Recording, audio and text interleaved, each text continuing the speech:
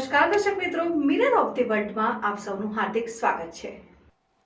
શહેરના પૂર્વ વિસ્તારમાં આવેલ વાઘોડિયા રોડ બાપોદ જકાતનાકા રોડ પર અક્ષય પાત્રનું ભોજનને લઈને જતી સીએનજી કારમાં લાગી આગ। મીડિયા રિપોર્ટરની સતર્કતાથી અને ફાયર બ્રિગેડને જાણ કરતા કારમાં નુકસાન થતું બચ્યું। પ્રાથમિક તપાસમાં સીએનજી કારના વાયરિંગમાં આગ લાગી હતી। આજે બપોરે શહેરના પૂર્વ વિસ્તારમાં આવેલ વાઘોડિયા રોડ બાપોદ જકાતનાકા વિસ્તારમાં હરિનગર ગોત્રીથી વાઘોડિયા તરફ અક્ષય પાત્રનું ભોજન પહોંચાડવા જતી સીએનજી વાનમાં અચાનક આગ લાગી હતી।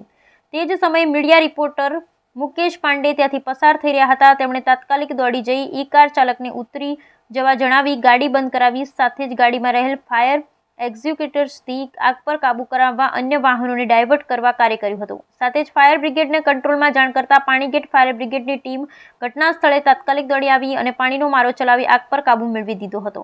ડ્રાઈવર તથા આસપાસના દુકાનદારના સહયોગ સાથે મીડિયા રિપોર્ટરની સમય સૂચકતાથી મોટી દુર્ઘટના ટળી હતી। સાથે જ ગાડીમાં મોટું નુકસાન થતા બચ્યું હતું। શું બનાવ બન્યો છે?